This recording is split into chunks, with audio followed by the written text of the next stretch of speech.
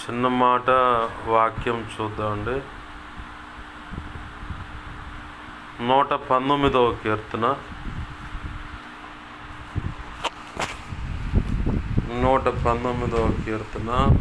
18వ వచనం. నేను చదువుతున్నాను, గమనించండి. నేను నీ ధర్మశాస్త్రమునందు ఆశ్చర్యమైన సంగతులను చూచున్నట్లు నా కన్నులు తెరవము. ఆమేన్.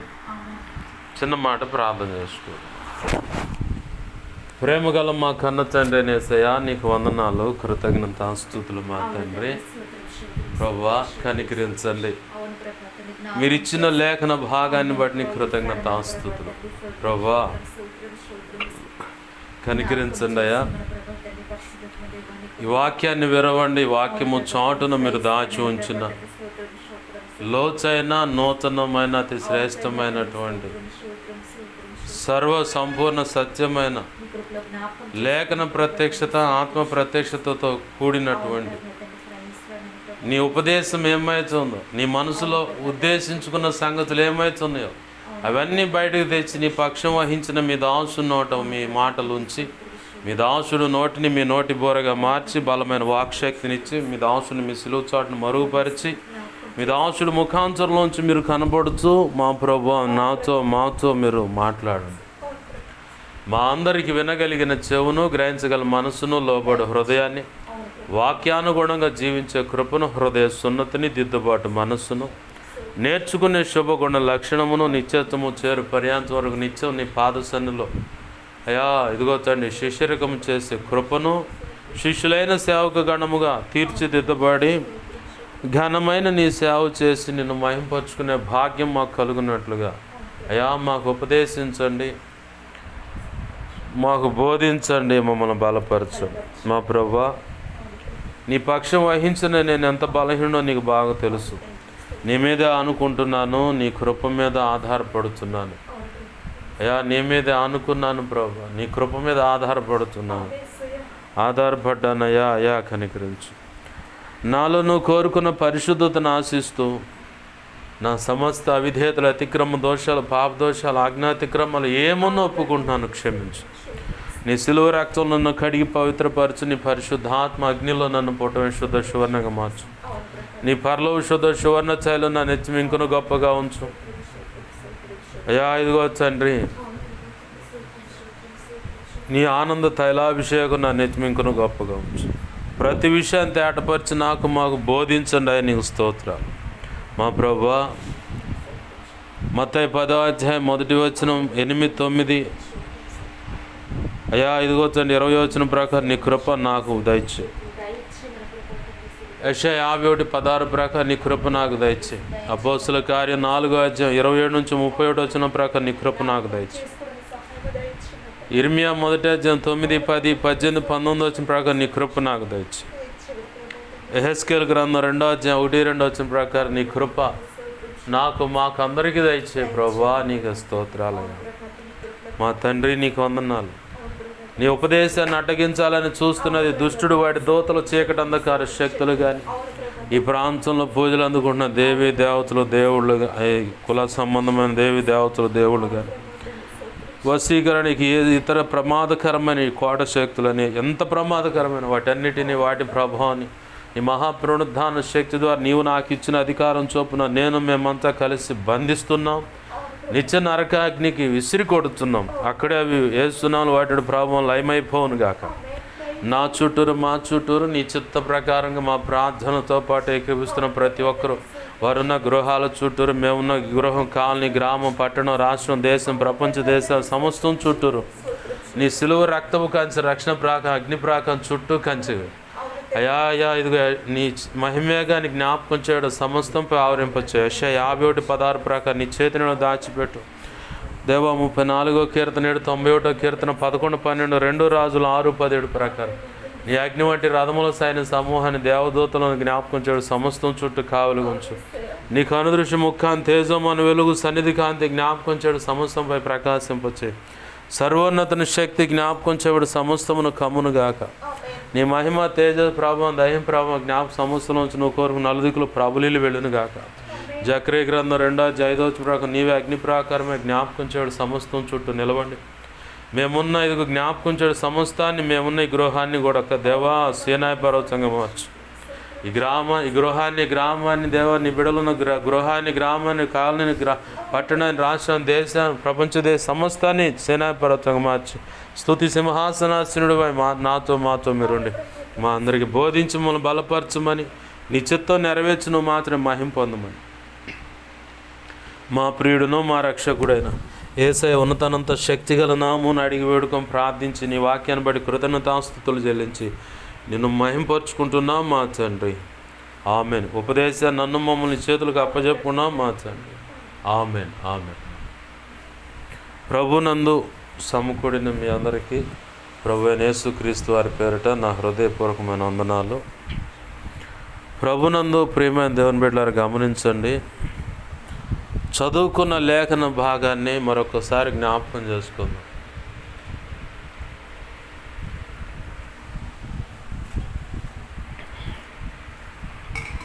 నీ ధర్మశాస్త్రం నందు ఆశ్చర్యమైన సంగతులను చూచినట్లుగా నా కన్నులను తెరువుము అన్నాడు.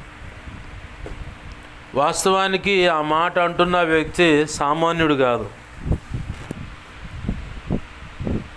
దేవుని మనస్సునే కొల్లగొట్టిన వ్యక్తి. అంటే కొల్లగొట్టడం అంటే దోచుకోవటం, లేదంటే ఆకర్షించటం. కొల్లగొట్టడం అనే మాటకు వచ్చేసరికి దోచుకోవటం అంటే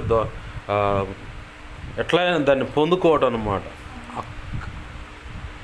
దౌర్జన్యం చేసైనా దాన్ని లాక్కోవటం అంటాం, దోచుకోవటం, దొంగిలించటం అనేది.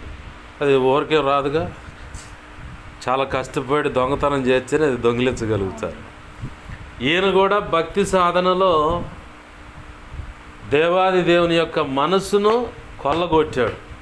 కొల్లగొట్టాడు కాబట్టి ఆయన అంటున్నాడు, నా చిత్తానుసారమైన మనసు కలిగిన వ్యక్తిని నేను కనుగొన్నానని.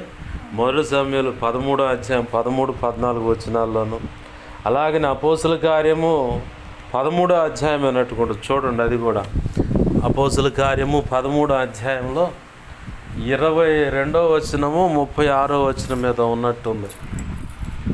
అక్కడ రాసి ఉంటుంది, నా చిత్తానుసారమైన మనసు కలిగిన ఒకడిని నేను కనుగొన్నాను.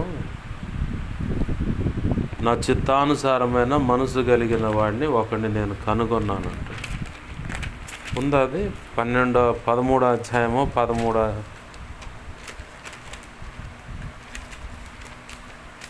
అక్కడ దేవుడు అంటే 2 చోట్ల, ఇక్కడేమో అపోస్తుడైన పౌలు సాక్ష్యం ఇస్తున్నాడు ఆ మాట, ఫలానా వ్యక్తి ఇలా దేవుని యొక్క మనస్సును దోచుకున్నాడని. 22వ వచనంలోనే తరువాత 13 మొదటి సమయాలు 13వ అధ్యాయము 13-14 వచనాలు. ఈడ అపోస్తుల కార్యం 13వ అధ్యాయం 22వ వచనం, నేను యెషయా కుమారుడైన దావీదును కనుగొంటిని, అతడు నా ఇష్టానుసారుడైన మనుష్యుడు, అతడు నా ఉద్దేశములన్నీ నెరవేర్చునని చెప్పి, కింద మళ్ళీ 35-36 వచనాల్లోనేమో దావీదు దేవుని సంకల్పం చొప్పున తన తరం వారికి సేవ చేశానని ఉంది. దేవునికి మహిమ కలుగునగా. హల్లెలూయా. ఎవరైనా సామాన్యుడు కాదు, సామాన్యుడు కాదు, అసామాన్యుడు. అంటే వీడు అసాధ్యుడురా అంటారే, అట్లాంటి వ్యక్తి అన్నమాట. అట్లాంటి వ్యక్తి అంతటితోనే ఆగాడు. తర్వాత దీర్ఘదర్శియాడు, ప్రవక్త అయ్యాడు. దేవుని యొక్క దూత ఆత్మ నీలో ఉంది, ఆయన సాక్ష్యం పొందాడు. యుద్ధ నైపుణ్యత కలిగిన వ్యక్తి, ప్రజలను ఎలా సుఖ సంతోషాలతో కూడినటువంటి పరిపాలన అందించటంలో దేవుని కృప పొందినవాడు. రోజుకి 3 సార్లు దేవుని ఎదుట కూర్చొని ప్రార్థిస్తాడు, 7 సార్లు దేవుని స్తుతిస్తాడు. అనేకమైన కీర్తనలు రాస్తాడు. అలాగనే వాయిద్యాన్ని వాయించే విషయంలో నైపుణ్యత కలిగినోడు. ఆ వాయిద్యాన్ని వాయిస్తున్నప్పుడు దేవుని యొక్క బలమైన ఆత్మ దిగి వస్తుంది. ఇన్ని క్వాలిఫికేషన్స్ ఉన్నాడు. ఎక్కడికి వెళ్ళినా కానీ సౌలు తన మామ దుర్మార్గంతో ఏదైనా పని చెప్పినా, ప్రేమతో పని చెప్పినా, ఎక్కడికి పోయినా దేవుడు తోడై ఉండటం, ఆ పని సక్సెస్ అంటే ఘన విజయం సాధించటం, అందరి మన్ననలు పొందటం, అంటే అందరి చేత పొగడబడటం అనమాట, అంటే గౌరవించబడటం, మన్నన పొందటం అనమాట. చాలా మంచోడు, మంచిగా దేవుని పని చేస్తున్నాడు, యుద్ధాలు మంచిగా చేస్తున్నాడు, ఇలా అందరి చేత మంచి పేరు పొందినాడు అనమాట. ఇన్ని క్వాలిఫికేషన్ ఉన్న ఆయన అంటున్నాడు, నీ ధర్మశాస్త్రం మంది ఆశ్చర్యమైన సంగతులు చూసినట్లుగా నా కనులు తెరువయ్యా అంటున్నాడు. ప్రభునందు ప్రియమైన దేవుని బిడ్డలు గమనించండి, మొదటిగా మన కన్నులు ఎప్పుడు తెరవబడ్డాయి అంటే పాప శాపాల్లో బంధకాల చేత వీడ్చబడుతూ జన్మత కర్మత అనే పాపం చేత, ఆ భారం చేత మోయబడతా ఎటు తోచని పరిస్థితుల్లో మనం బ్రతుకుతున్నప్పుడు ఆయనే దిగి వచ్చి మనల్ని దర్శించాడు. ఆమేన్, హల్లెలూయా. ఆయనే వచ్చి మనల్ని దర్శించాడు కాబట్టే మన మనోనేత్రాలు వెలిగించబడ్డాయి. పత్రికలో చోట రాస్తాడు, ఎవరైతే పరిశుద్ధాత్మే వచ్చి మనలను క్రీస్తే నిజముగా దేవుడని ఒప్పింపజేస్తుందంట. అది కానిది ఏదైనా ఉందంటే అదంతా దుర్మార్గ వ్యవహారం, అంతా యేసు లేడు, ఏమి లేడు, అదంతా ఉట్టిదో, అది ఇది ట్రాష్ అంటూ ఉంటుంది. పరిశుద్ధాత్మ దేవుడే మనతో ఉండి, మనలో ఉండి, మన మనోనేత్రాలు వెలిగించబడితేనే, ఆ వెలిగించబడ్డప్పుడే నిజముగా దేవుడు యేసు ప్రభువే, ఇంకా లేదు వేరొకళ్ళు అనే సాక్ష్యము మొదటిగా మన నోట నుంచి వస్తుంది. ఆ నెక్స్ట్ మారు మనసు అనుభవంలోకి వస్తాం. ఆ తర్వాత స్టెప్పే నీట ముంచు బాప్తీస అనుభవం, అంటే రక్షణ. ఈ సెక్షన్ అంతా గడిచింది అంటే గత కాలంలో మన పరిస్థితి ఎవరికైనా సరే అది మొదటిగా మన మనోనేత్రాలు. ఎందుకంటే లేఖనంలో చోట పత్రికల్లో రాసిన మాట పౌలు భక్తుడి ద్వారా, అవిశ్వాసులైన వారి యొక్క మనోనేత్రాలు వెలిగించబడకుండా, అంటే వారి కన్నులు తెరవబడకుండా అపవాది గ్రుడితనం కలుగజేశాడు. ఒకప్పుడు మన జీవితాలు కూడా అలానే ఉన్నాయి. ఆ గ్రుడితనంలోనే బ్రతికి చివరికి ఆయన యొక్క దేదీప్యమానమైనటువంటి ఆ ముఖకాంతి మన మీద ప్రకాశించడం ద్వారా ఆ శిలువ త్యాగము మనము గ్రహించేలాగా ఆయన కృప వెలువడ చేయటం వలన ఆయన ప్రేమ వాత్సల్యత ఏమిటో రుచి చూసాం. కాబట్టి నిజముగా ఆయనే దేవుడని రక్షణ అనుభవంలోకి వచ్చి సంఘంలో సభ్యులుగాను, అంతకంటే ముందు పరలోకంలో దేవుని యొక్క జీవగ్రంథమందు మన పేర్లు రాయబడ్డాయి. ఆమేన్, హల్లెలూయా. అది జరిగింది, బాగానే ఉంది. అయితే ఇప్పుడు మన కనులు తెరవబడాలి. చాలా రకాలుగా ఈ కళ్ళతో పొరపాట్లు జరుగుతూ ఉంటాయి. అయితే ఇక్కడ భక్తుడు అడుగుతున్నాడు, శ్రేష్ఠ భక్తుడు అడుగుతున్న మాట ఏంటంటే, ధర్మశాస్త్రం మందు ఆశ్చర్యమైన సంగతులు నేను చూడాలి. అంటే ధర్మశాస్త్రము చాలా నిగూఢమైనది, మర్మాల గని అయి ఉన్నది. అలాగనే బొగ్గు గని కనుక, బంగారు గని కనుక తవ్వుతుంటే, గ్రానైట్ కొండలు కనుక తవ్వుతుంటే బయటకు వస్తూ ఉంటుంది, అది ఉత్పత్తి వస్తుంటే ఉంటుంది, కానీ ఆగదు. అది ఎక్కడికుందో అంత లోతు. ఇప్పుడు రామగుండం అంటే కరీంనగర్, ఆ ప్రాంతంలో బొగ్గు గని ఉంది మనకి. కరీంనగర్ పక్కన రామగుండం, అది అక్కడ బొగ్గు చవ్వుతూ ఉంటారు. గుహలోకి లోపల ఎక్కడో ఎన్నో కిలోమీటర్ల లెక్కనో 100 మీటర్ల లెక్కనో లోపలికి ఇట్లా నిలువుగా స్వరంగం ఉంది, ఇట్లా అడ్డంగా స్వరంగం ఉంది. మళ్ళీ ఎక్కడెక్కడ పడిపోకుండా కర్రలు పోటీ పెట్టి మరి వర్షం వచ్చే కుప్పగొలుద్ది, లోపల మొత్తం గతంలో చనిపోయిన సందర్భాలు ఉన్నాయి. బంగారపు లేదా బొగ్గు గనికి తవ్వుతుంటే వస్తుంది. దానికంటే శ్రేష్టమైంది పరిశుద్ధ గ్రంథం. ఆమేన్, హల్లెలూయా. దానికంటే శ్రేష్టమైంది. ఆ శ్రేష్టమైన దాంట్లో ఇంకా ఏదో ఉన్నాయి సంగతులు, దాన్ని నేను తెలుసుకోవాలని చెప్పాను. నా జీవితంలో కూడా ప్రభు ఒక రాత్రి వేళ నేను నిద్రపోతున్నాను, దేశం పోయిండు. కరెక్ట్గా నేను అటు ఎంటర్ అయ్యి అటు ఇటు దిక్కులు చూస్తూ ఉన్నాను. ఒక అలారం మోగింది. అప్పుడు దాకా ఎక్కడోళ్ళు అక్కడ ధ్యానంలో ఉన్నవాళ్ళు కాస్త చక్కగా వాళ్ళ వంతులు విశ్రమిస్తూ ఉన్నారు. వాళ్ళు విశ్రమించి ఇదేంటి ఎట్టు జరుగుతుందని చెప్పని అనుకుంటే అటు పైకి చూచాడు, ఏదో ఉంది, ఇంకో స్టెప్ ఉంది, ఇంకో స్టేర్ లాగా. ఆడకు పోతున్నా, ఆడే నిలబడి చూస్తున్నా. ఒక ఆయన వచ్చిండు, ఏంది అది, ఏంది, ఏం కావాలండి? ఆడకి నేను వెళ్ళాలండి. కుదరతాను కాదు, నేను వెళ్ళాలి ఆడకి. వెళ్ళాలంటే అది ఏంది, దాని పేరేందని? అది మర్మం అండి. అది నేను తెలుసుకోవాలి, నాకు కావాలండి. ఇట్రా అని చెప్పని కూర్చోబెట్టి ముగ్గురు వ్యక్తులు నా ముందు కూర్చొని నాకు బోధించారు. నాలో ఉన్న అక్కడికి తీసుకెళ్ళిన తర్వాత కూడా నా తప్పనేందంటే అదేదో నేను తెలుసుకోవాలి. అక్కడ ఏదో ఉందంటే మర్మం అన్నాడు అతను. తర్వాత కూర్చోబెట్టి బోధించారు నాకు, అవి నేను విన్నాను. ఇక్కడ ఈ భక్తుడు అడుగుతున్న విషయం ఏంటంటే ధర్మశాస్త్రంలో ఇంకా కొత్త సంగతులు అయ్యో ఉన్నాయి, అవి నేను చూడాలి, అవి నాకు అంచుపడచలా, అంత తేలిగ్గా అర్థమయ్యేటట్టు కనపడచలా. అయితే వాటి సంగతులని నేను తెలుసుకోవాలని ఆశపడుతున్నాను ప్రభువా. అవి తెలుసుకోవడానికి ఆ ఆశ్చర్యమైన సంగతులు చూచినట్లుగా నా కన్నులు తెరువయ్యా, నేను అది పసిగట్టాలని. కన్నులు తెరవబడినప్పుడు ఏమైందంటే, అంటే ధర్మశాస్త్రం విషయంలో కన్నులు తెరవబడకపోతే యేసు ప్రభు వారు ఒక ఉపమానం చెబుతా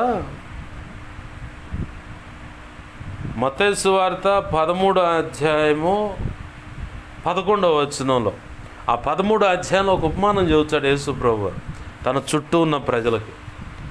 అవన్నీ అయిపోయిన తర్వాత ఈ శిష్యులు ఏకాంతం ముందు వచ్చి యేసు ప్రభు వారిని అడుగుతాడు. మత్తయి 13:11లో ఉంటుంది ఈ మాట. అయ్యా, అందరికీ ఉపమానంగా చెబుతున్నావు, దాని భావం ఏంది మాకు అర్థం కావట్లేదా?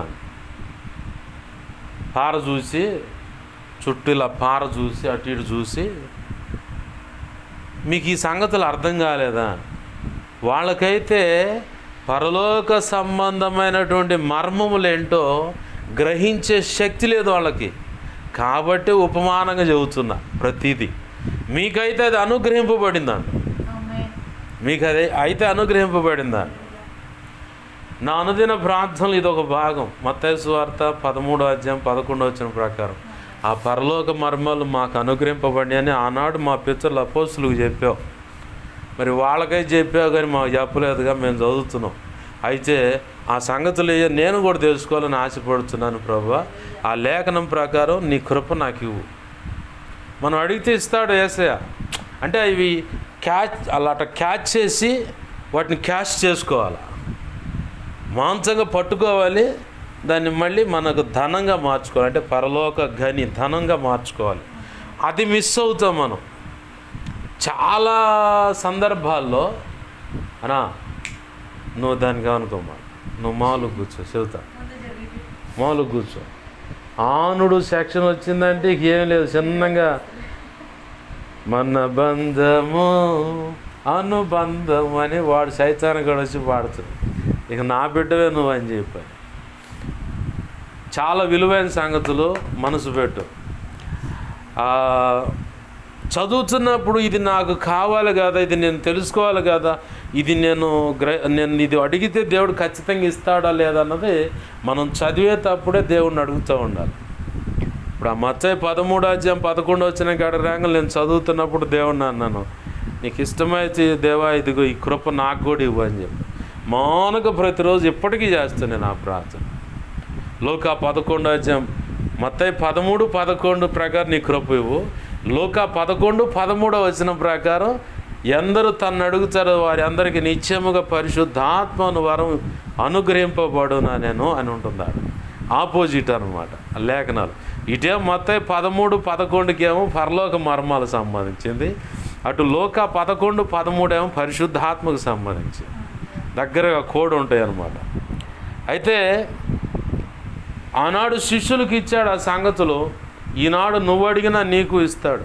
అంటే పరలోక సంబంధమైన మర్మాల గనే పరిశుద్ధ గ్రంథం మన చేతిలో ఉంది. ఈ పరిశుద్ధ గ్రంథంలోని ఆశ్చర్యమైన సంగతులు మనం చూడాలంటే అంత తేలిక అయ్యే పని కాదు. అయితే మనం మొదటిగా మన కన్నుల్లో కొన్ని నలుసులు ఉంటాయి.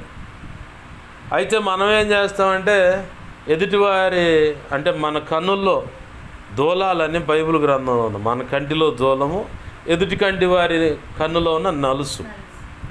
అయితే మనం చూసే విధానంలో ఆ పరిస్థితులు ఎలా ఉంటున్నాయి ఏంది అది మనం ఒకసారి గ్రహింపు చూసుకోవాలి.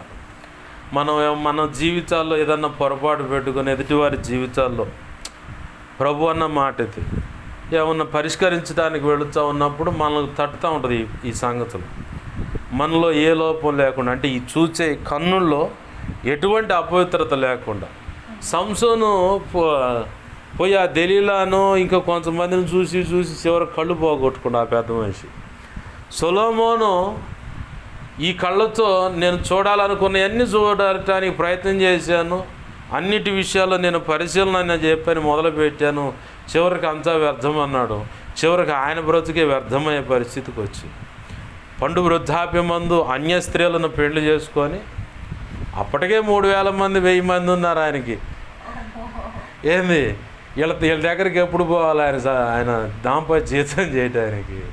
వీళ్ళు కాకుండా ఇంకా అన్య స్త్రీలను చేసుకుంటే వాళ్ళు ఏమయ్యో ఏది మా మాట ఏనవా అంతేలే నువ్వు మారిపోయావు అని చెప్పని ఎటు పొడిచారు ఎటు నుంచి పొడిచారు. చివరికి ఆయన దేశపోయి మంచి గాతాలు వేపించి ధ్వజస్తంభాలు దేవతా స్తంభాలు నిలబెట్టి ధూపాలు వేపించి అక్కడ టెంకాయలు కొట్టించి చివరికి సొలొమోన్ అంటే ఉండు ప్రభు మంచి బిజీలో ఉన్నా అని చెప్పని ప్రభు 2 సార్లు ఆకేసాడు. 2 సార్లు ఆకేసిన సొలొమోను ఆయన మాట చెవిని పెట్టకుండా చివరికి స్త్రీల యొక్క ఆ అందము వాళ్ళ యొక్క ఆలోచనలో పడిపోయి ఆడేమో సంసోను కళ్ళు పోగొట్టుకున్నాడు, ఈయనేమో తరతరాలు శాపాన్ని తెచ్చిపెట్టిపోయాడు. సొలొమోను దాకా దావీదును బట్టి ఆశీర్వాదం బ్రహ్మాండంగా ఉంది. సొలొమోను పండు వృద్ధాప్యం ముందు ఇట్నే వాళ్ళు అయ్యేమో మేడం మీద నుంచి ఒక అమ్మాయిని చూసి ఆమెను తెచ్చుకుంటే ఈయన వచ్చిండు, ఈయనేమో కనపడ్డ ఆమెకి ఇళ్ళలో చూసి చాలామందిని తెచ్చిపెట్టుకున్నా కానీ తృప్తి చెందక ఏం పనే ఉంది ఇంకా వాళ్ళు ఏమో సౌఖ్యంగా మొత్తం తీసుకొచ్చి ఆడ పెడితే కూర్చొని తిని పరిపాలన చేయటమే. వాళ్ళ నానేమో 40 సంవత్సరాలు ఎడతెరిపి లేకుండా గోళ్ళు అలిసిపోయేటట్టు యుద్ధాలు చేసి విజయం పొంది దేవుని కృప పొందుకొని ఆ చిన్న పొరపాటును బట్టైనా కృప మీద ఆధారపడితేనే ఎలా ఉంటుందన్నది చూపించి ఆయన వెళ్ళిపోయాడు. ఈయన ఏకంగా ఆయనను చూసి ఈయన చూసిన వాళ్ళనే తెచ్చిపెట్టుకోండి. చివరికి ఏమైంది, దావీదు తెచ్చిపెట్టుకున్న ఒక రక్తాపరాధాన్ని బట్టి దేవుడు శిక్షించాడు. 4 బిడ్డలను తీసుకున్నాడు. దావీదు చేతే తీర్పు తీర్పించాడు. నాతాన్ అనే ప్రవక్త వచ్చి, రాజా పొరుగురు నుంచి మా ప్రాంతంలో ఒక జమీందారు ఉండు, వాడికి పొరుగురు నుంచి ఒక చుట్టం వచ్చిండు, వాడి దగ్గర చాలా మందులు ఉన్నాయి, పశు మందులు గొర్రెల మేకలు అన్నీ బాగున్నాయి. అయితే ఆ పక్కనే వాడి ఇంటికి ఆనుకొని ఒకడు ఉన్న పేదవాడు కౌగిట్లో పెట్టుకుని అల్లలారు ముద్దుగా పెంచుకుంటుండే ఒక గొర్రెని దాన్ని దుర్మార్గంగా లాక్కొచ్చి ఆ ఇంటికి వచ్చిన దూరపు చుట్టానికి దాన్ని విందుగా చేసి పెట్టాడు. ఈ విషయంలో ఏం చేయాలంటావు దావీదు చెప్పు అనగానే క్రోషంతో కోపంతో పైకి లేచి ఎవడు వాడు ఖచ్చితంగా 1కి 4 ఇయ్యాలండు, ఒకదాన్ని చంపిన దానికి 4 ఇయ్యాలండు. ఎవడు వాడిని చంపాలంటే ఆ వ్యక్తి నువ్వే దావీదు. కంగు తిని అంతే సాగిలపడ్డ దేవుని ఎదుట. మంత్రులు ఉన్నారు, సేనాధిపతులు ఉన్నారు, చుట్టూ ఎంతమంది ఉన్నారు, రాజుగారి తిట్టబడినేది అనుకుంటారు. అసలు ఈ సెక్షన్ ఏం లేదు, మాంసంగా అంతే సాగిలపడ్డా. ప్రభా ఘోర పాపిని నేను. మళ్ళీ అమ్ముడిని ప్రవక్త అన్నాడు, నువ్వు చేసిన దుర్మార్గాన్ని బట్టి వాస్తవానికి నిన్ను చంపాలా, అయితే నీ నోటి నుంచి వచ్చిన తీర్పు ఉంది కదా, దాన్ని బట్టి నీ కడుపును పుట్టిన 4 పిల్లలు. అట్లానే బేషాబా ద్వారా వచ్చినటువంటి పసికందు, ఆడ మగాని రాయలేదు, పసిబిడ్డని ఆ బిడ్డ మొత్తపడ్డాడు, చనిపోయాడు. ఆ బిడ్డ మొత్తపడి చనిపోయింది. ఆ నెక్స్ట్ కూతురు చనిపోయింది. ఆ తర్వాత ఈ తామారు అనే ఈ పిల్ల యొక్క అన్న, ఇంకొక తల్లి కడుపును పుట్టినోడు ఇంకొకడు ఉన్న అన్ననే, వీళ్ళిద్దరూ నా చెల్లిని చెరుపుచావురా అన్నే చెల్లెళ్ళ దగ్గరకు. ఆ పిల్ల అందాన్ని చూసి ముగ్ధుడై, ఈ కళ్ళతో చూసిన పరిస్థితులు ఇవన్నీ, ముగ్ధుడై పక్కన స్నేహితుడు ఒక సాక్ష్యం ఇచ్చిండు. ఏందిరా అట్టను అంటే, ఏమి లేదు లేరా, ఏందో చెప్పురు ఏందంటే, ఏం లేదు స్నేహాల్లో చాలా జాగ్రత్తగా ఉండాలి. ఈ మంచోడు ఏం చేసిండంటే, అరే నువ్వు కాయలా పడ్డట్టు, రోగాన పడ్డట్టు నటన చెయ్యి, మీ అయ్య వచ్చడు, ఏందిరా అట్టున్నావు అంటాడు. ఏం లేలే నాన్న, నీరసంగా అనారోగ్య కారణం, అయితే నా హృదయంలో ఒక ఆశ కలిగి ఉంది. ఏందిరా అంటే, నా చెల్లి తామారు ఉంది కదా, ఆ పిల్ల చేతి వంట తినాలని ఆశగా ఉందంటే, ఆ పక్కన పిల్ల ఉంది, మా ఇట్రా నాన్న వాడికి ఏదో తిండి వండి పెట్టాడు. సరే, ఈ పిల్లకు తెలియదుగా దుర్మార్గత, స్నేహితుడు ఇచ్చిన దుర్మార్గమైన సలహా, దాన్ని బట్టి ప్లాన్ వేసుకోండు, మంచం మీద పండుకోండు. ఆ పిల్ల వండుకొని తెచ్చి, అన్న రా తిందుగాన, అన్నా అనే అంది, అన్న రా తిందుగాన. దగ్గరికి వచ్చిన పిల్లని ఇక్కడ ఉన్న వాళ్ళంతా బయటికి వెళ్ళిపోయినాడు, తలుపు గడిపెట్టిండు. ఇక ఆ పిల్ల చెంగు పట్టుకున్నాడు. అన్నా ఇది కరెక్ట్ కాదు, అసలు మన తెగలోనే లేదు ఇట్లాంటి దుర్మార్గం పని. ఒకవేళ నీకు మనసు ఉంటే నాన్నతో మాట్లాడు, నీకు నన్ను ఇచ్చి పెళ్లి చేస్తాడు, నాన్నతో మాట్లాడు. ఈ పొరపాటు పని అసలు వద్దు నాన్న, నాన్నకి అవమానం, చాలా భయంకరమైన పరిస్థితి, వద్దు నాన్న, వద్దన్న అన్నా కానీ బలంతంగా లాక్కెళ్ళి పరుపు మీద పడేసి ఆ పిల్లను పాడు చేస్తాడు. అట్లా ఆ పిల్ల పరువు చక్కు ఎందుకు బ్రతకడం చచ్చిపోయింది. ఈ నా చెల్లిని జరిపాడు వీడు అని చెప్పని అన్న పగబట్టి అవతల ఇంకొకడు, ఇద్దరు కలిసి ఇతను ఈ అమ్మాయి తామారు యొక్క అన్న కూడా చనిపోయాడు. సో దావీదు మీద దుర్మార్గంగా వ్యతిరేకంగా లేచి రాజ్యం ఏదో చేయాలనుకున్నవాడు దావీదు యొక్క మేనల్లుడు యోబు చేతికి దొరికాడు. అబ్షలోమును బతకనియ్యండి వద్దు అని రాజు చెప్పాడయ్యా, అందుకే వదిలేసానంటే, గాడిద మీద వెళ్తాను, చాలా అందగాడు, జుట్టు బాగా పొడుగు ఉంది, ఒక చెట్టుకు తగులుకుంది, ఆ జుట్టు గాడిద ముందుకు వెళ్ళిపోయింది, కొమ్మకు తగులుకొని ఏలాడుతున్నవాడిని ఒకడు దొరికితే రాజు చెప్పిన మాట గుర్తొచ్చింది వాడికి, నా కొడుకు అబ్షలోము జోలి బామాకండి, వాడిని బతకనేయండి అని. యోబు అంటే దావీదు స్వయాన మేనల్లుడు. యోబు ఉండే దావీదు చెబితే నువ్వు ఆగుతావా? అవకాశం దొరికితే వేసేయకుండా ఎదురా వెనక ముందు చూస్తావు అని చెప్పని పక్కన ఎవర్రా అయ్యా చెప్ప కొట్ట బాణం తీసుకొని కొట్ట అంటే గుండెల్లోంచి ఆ ధరికి వెళ్ళిపోతుంది. అట్లా నలుగురు చచ్చిపోయారు. దావీదుతోటే ఆ పనిష్మెంట్ చేయించి దావీదుకి శాశ్వతమైన ఆశీర్వాదం ఇచ్చాడు.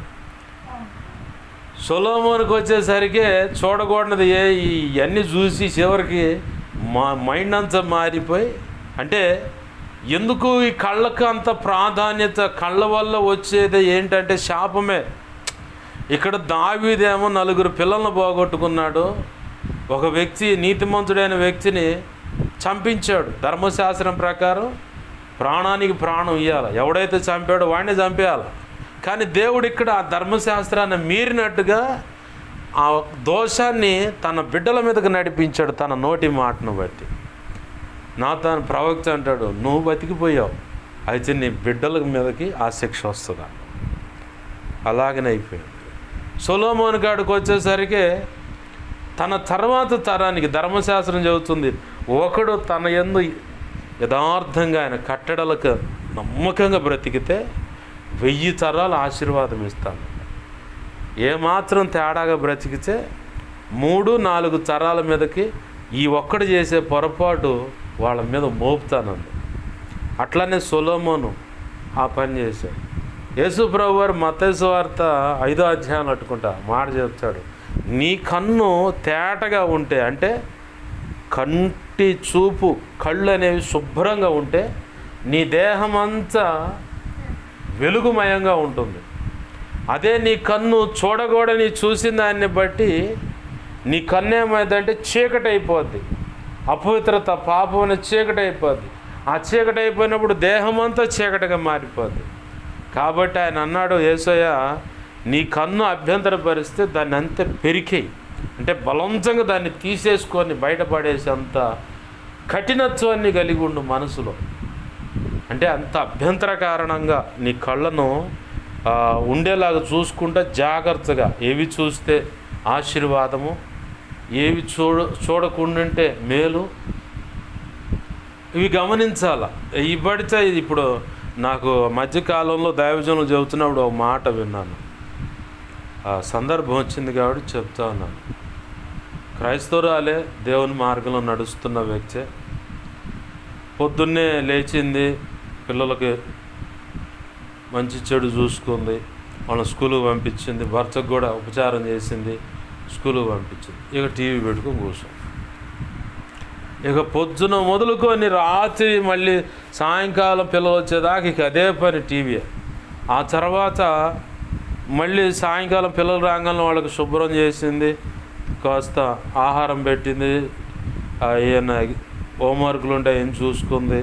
మళ్ళీ భర్త వచ్చాడు, అతను వండి పెట్టుకుంది, తిన్నారు, పడుకున్నారు. ఆ రాత్రి దేవుడు కల్లో మాట్లాడుతూ ఉంది. యేసయ్య కళ్ళ నిండా రక్తం కారుతూ ఉంది.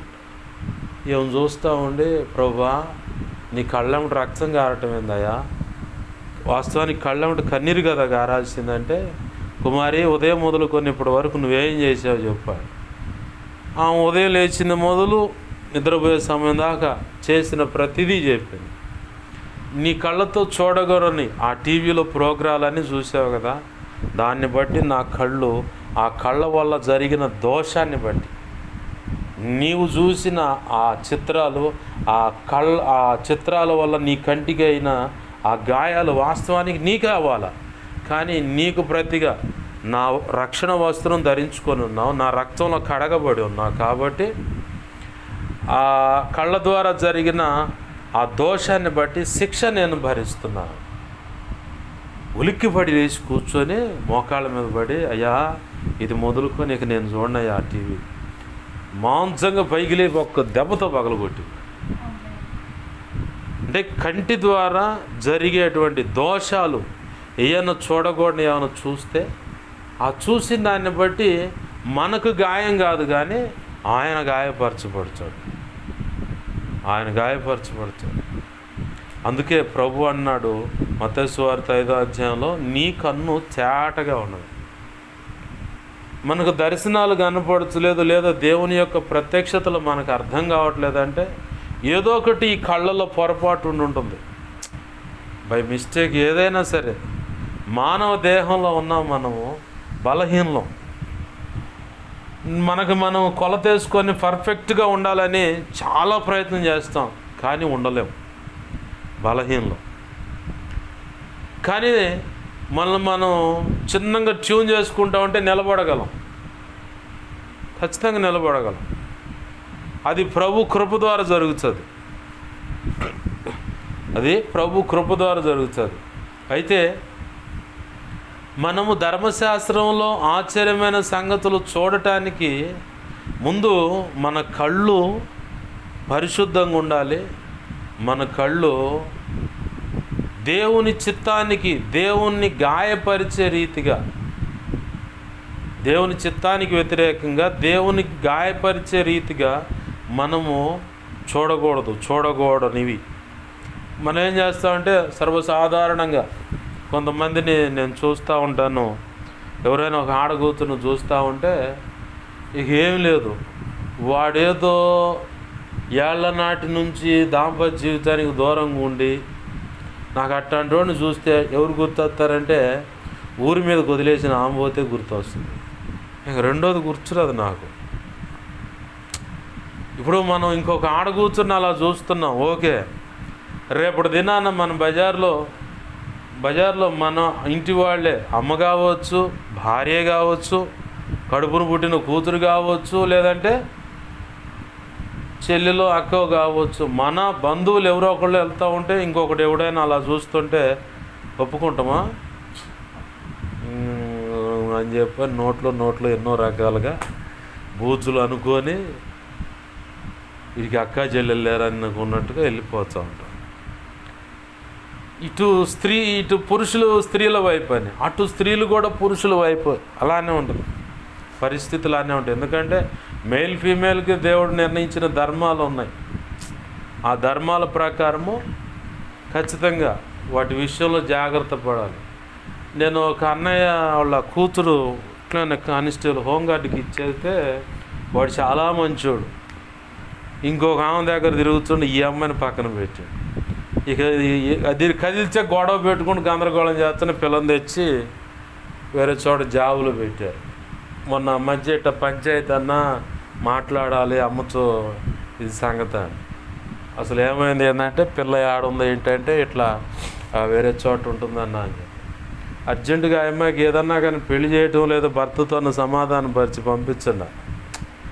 ఎందుకంటే హ్యూమన్ సెక్సువల్ ఆ సంగతి, ఆ రుచి ఆ పిల్లకు తెలిసినప్పుడు కంట్రోల్గా ఉండటం చాలా కష్టం. అది ఏదన్నా కంట్రోల్గా ఉన్నారంటే దేవుని కృప. ఈ కంట్రోల్ తప్పిందంటే ఇక ఏం చేయగలిగేది ఏం లేదు. ఇంట్లో ఆడపిల్ల అంటే ఒక్క అడుగు బయటపడదంటే ఇక ఏం ఉండదు, చాలా రచ్చ అయిపోద్ది. నేను చెప్పి అన్న తొందరగా వీలైనంత తొందరగా ఆ పిల్లను అతనితో సమాధానపరచడం, లేదా విడాకులు తీసుకోవటం, లేదంటే బై మిస్టేక్ విడాకులు అయితే అయింది ఇంకొకళ్ళకి ఇచ్చాను చేయండి అన్న, అట్లా వదిలిపెట్టమాకండి పిల్లను.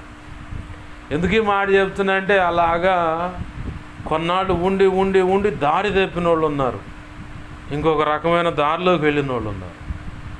ఎందుకు ఈ మాట టచ్ చేస్తున్నాడు దేవుడు అంటే, ఒక్కొక్కళ్ళని చూస్తే ఇక అంతే. ప్రభు ఏం చెప్పాడు, ఈ కళ్ళతో మోహపు చూపు చూస్తే చాలు. మీ పితరులకు మోసే ద్వారా నేను ఇచ్చిన ధర్మశాస్త్రము ఒక స్త్రీతో వాళ్ళు శారీరకంగా కలిస్తేనే పాపం. కానీ ఇప్పుడు మీరైతే ఒక చిన్న కోరిక కలిగి మోహపు చూపుతో ఆ వ్యక్తికి వెళ్ళి, స్త్రీకి వెళ్ళైనా పురుషుడికి వెళ్ళైనా మీరు చూస్తే ఆ క్షణమందే ఆ వ్యక్తితో వ్యభిచారం చేశారన్నాడు యేసయ్య. అంత భయంకరం. అంటే చూపు విషయంలో చాలా జాగ్రత్తగా ఉండాలి. మన కళ్ళను పవిత్రంగా కాపాడుకోగలిగితే శ్రేష్టమైన ఆయన ముఖ దర్శనాన్ని మనం చూడగలుగుతాం. దేవునికి మహిమ కలుగునుగా. హల్లెలూయా.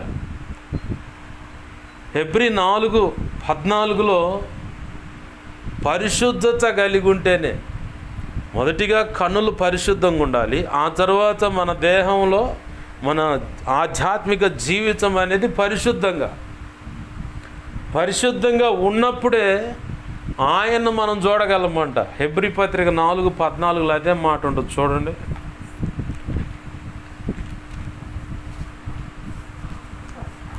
హెబ్రీ పత్రిక 4:14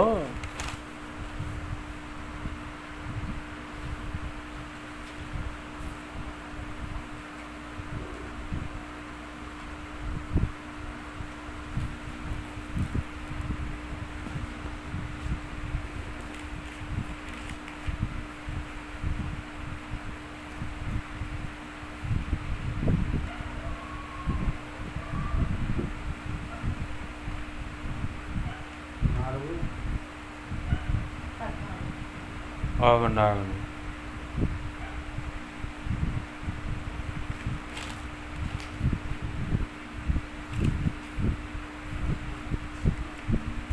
4:14 కాదు, క్షమించండి.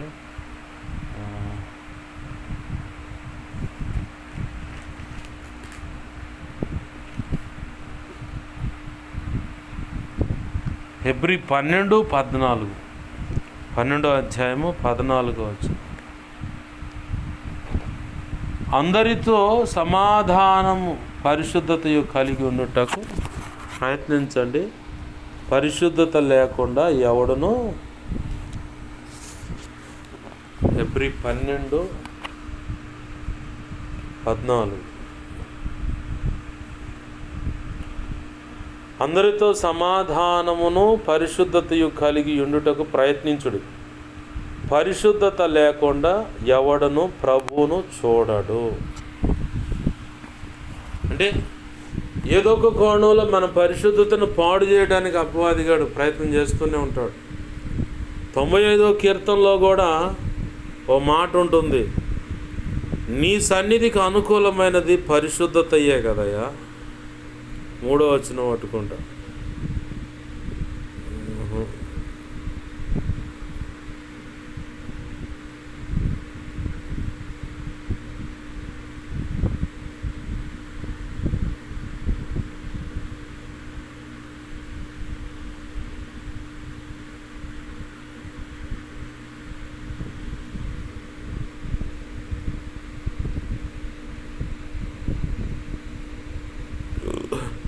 నీ సన్నిధికి అనుకూలమైనది పరిశుద్ధతయే అనే మాట ఉంటుంది.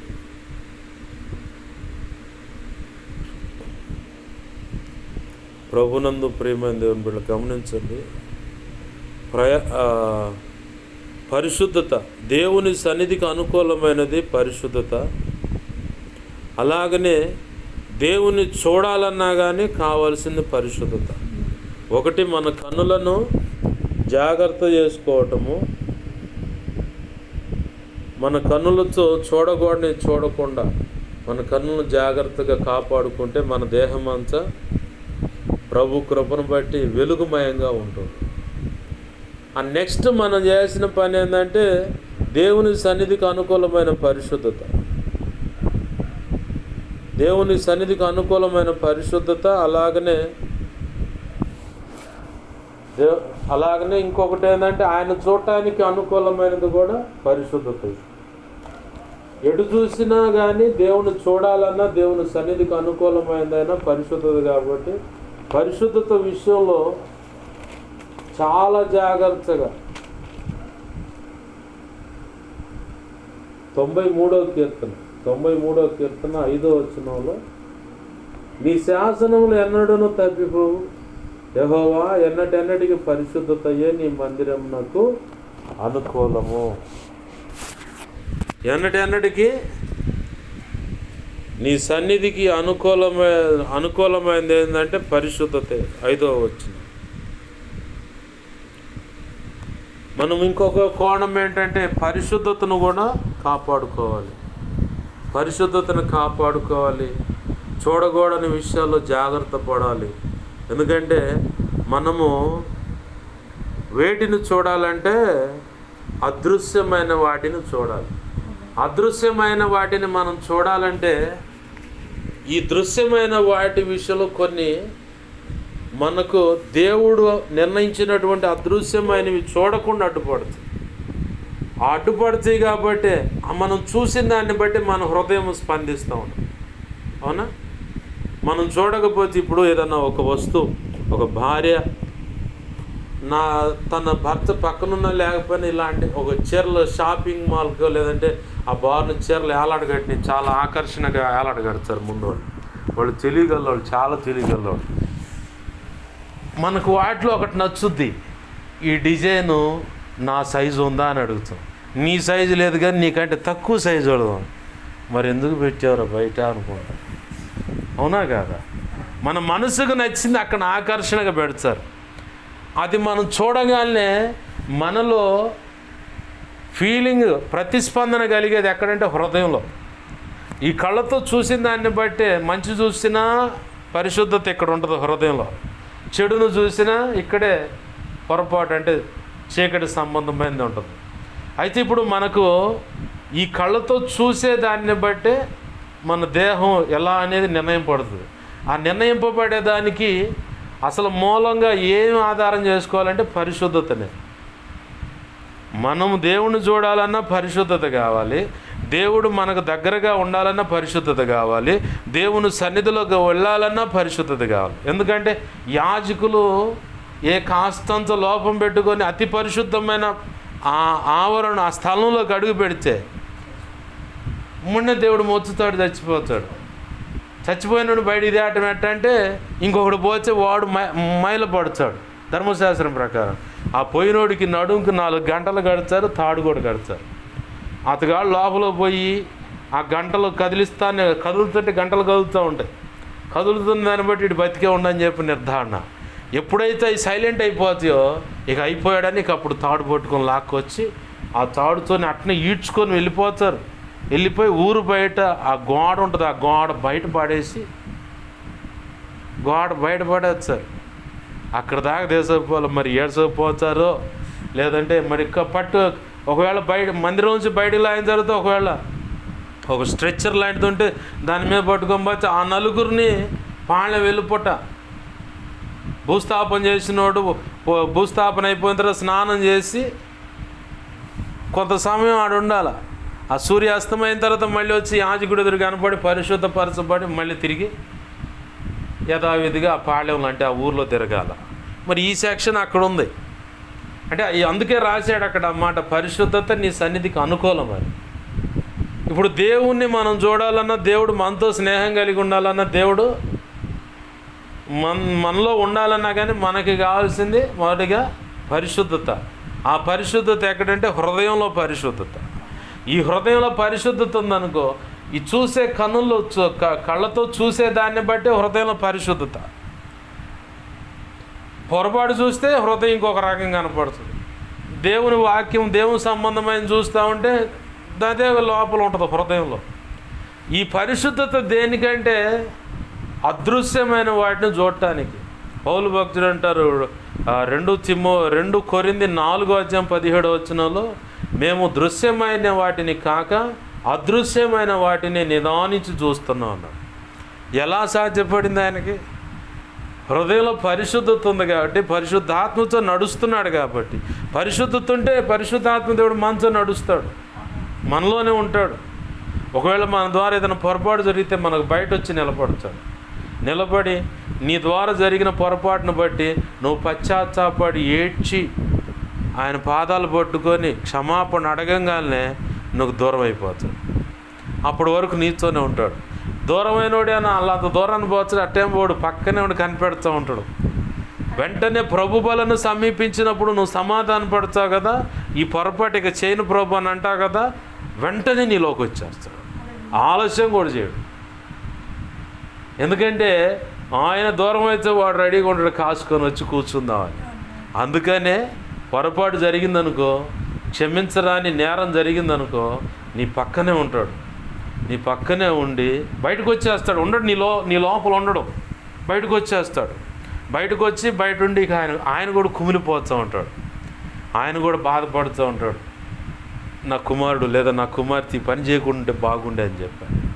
ఆయన కూడా బాధపడుతూ ఉంటాడు. బాధపడుతూ ఉంటే నీలో రియలైజేషన్, ఆ పశ్చాత్తాపం అనేది నీలో ఎప్పుడైతే ప్రారంభమైందో అప్పుడు ఇంకా ఆయన హస్తం బలంగా నీ మీదకు తెచ్చి లోతైన పశ్చాత్తాపం కలుగు చేసి క్షమాపణ పొందుకునేలా చేసి క్రీస్తు యొక్క శిలువ రక్తం నీ మీదకి వచ్చి పడేలాగా. ఎప్పుడు పడుతుంది అదంటే మొదటిగా నువ్వు క్షమాపణ అనగానే వచ్చి పడుతుంది. అది తాత్కాలికమే, సెక్యూరిటీ అన్నమాట. అది ఎప్పుడైతే ప్రభువులను సమీపించి సమాధానం పడిన తర్వాత ప్రభువులో చేవేస్తావో అప్పుడు పూర్తిగా పరిష్కరించి సమస్యను ఆయనే నీలోకి వచ్చి నిన్ను నడిపిస్తాడు. దేవునికి మహిమ కలుగును గాక. హల్లెలూయా. పరిశుద్ధత. ఎందుకు పరిశుద్ధత అంటే అదృశ్యమైన వాటిని నిదానం చూడటానికి. ఏంటి అయ్యా అదృశ్యమని అంటే ఎఫెసీ పత్రిక 3వ అధ్యాయంలో 7వ వచనం మట్టుకుంటుంది చూడండి. పౌలు భక్తుడు అంటాడు, ఎఫెసీ పత్రిక 3వ అధ్యాయము 7వ వచనం మట్టుకుంటాడు.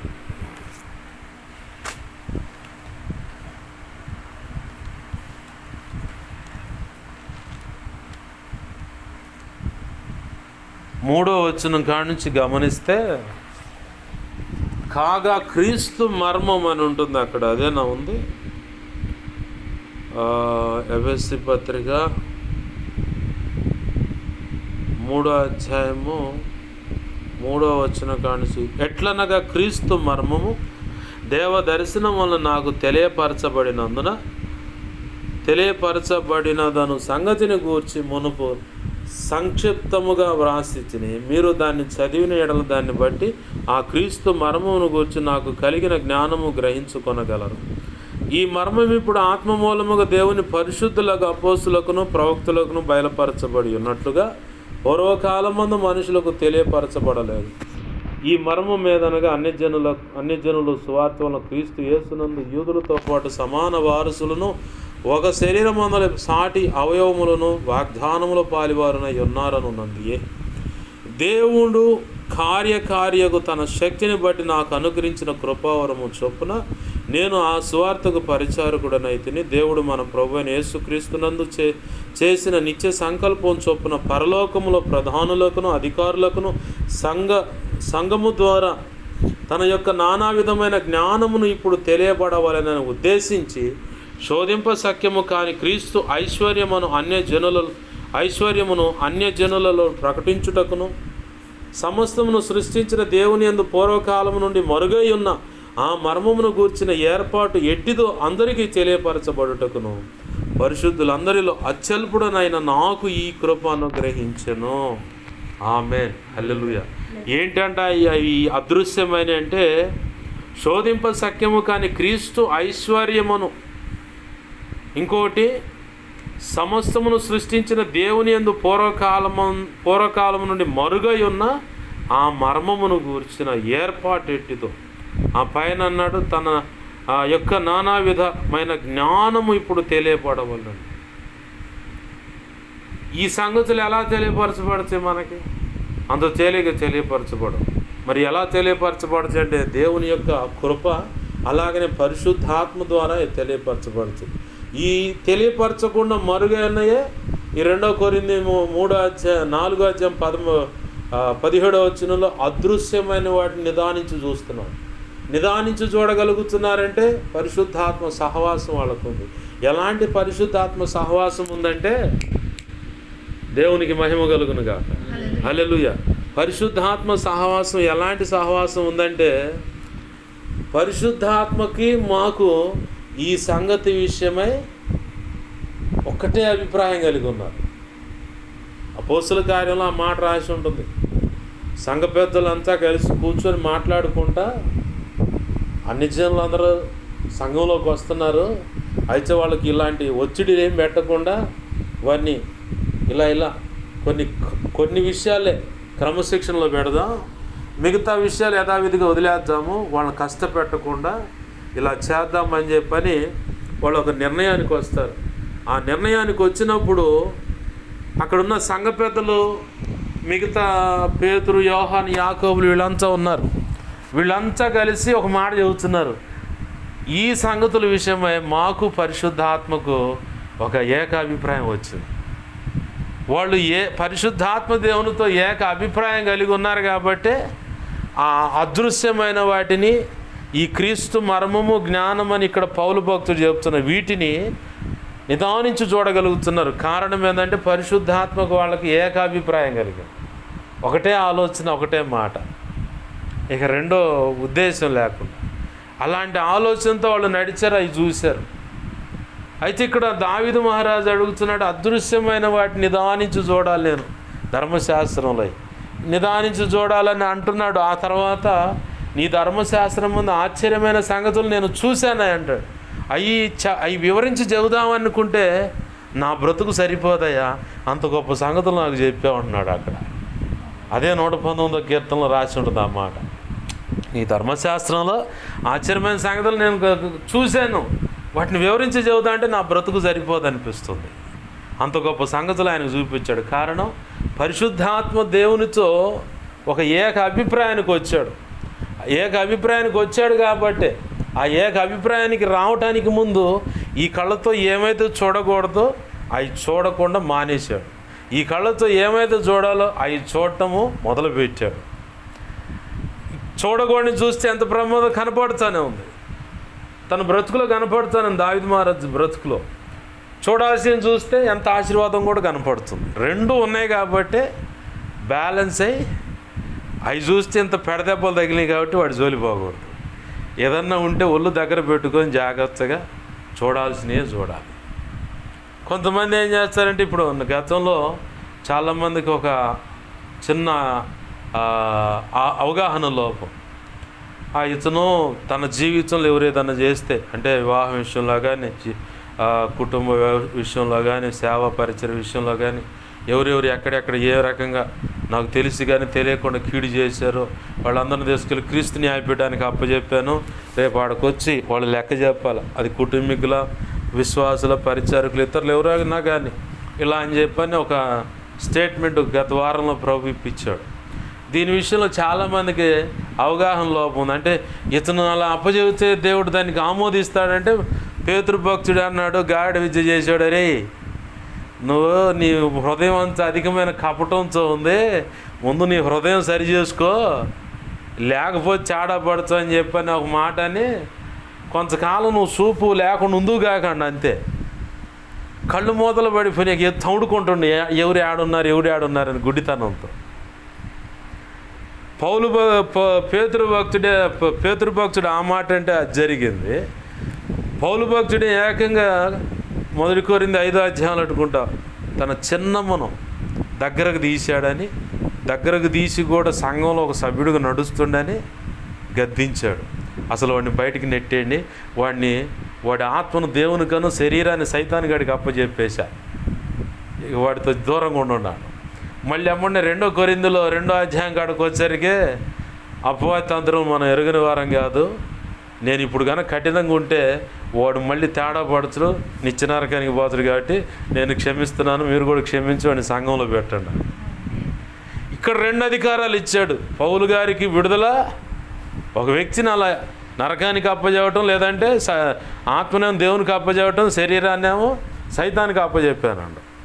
ఇంకో చోట కూడా ఇంకా అదే మాట, పలానోళ్ళు నాకు అధికమైన ద్రోహం చేశారు కాబట్టి వాళ్ళని సైతానుకి అప్పచెప్పేశాను, తీర్పుకు కూడా అప్పచెప్పాను. మనం లేఖనాలు చదువుతాం, మనకు చాలా గొప్ప అధికారాలు ఉన్నాయి, ఉపయోగపెట్టుకోవడం జాతకాట్లు మనకి.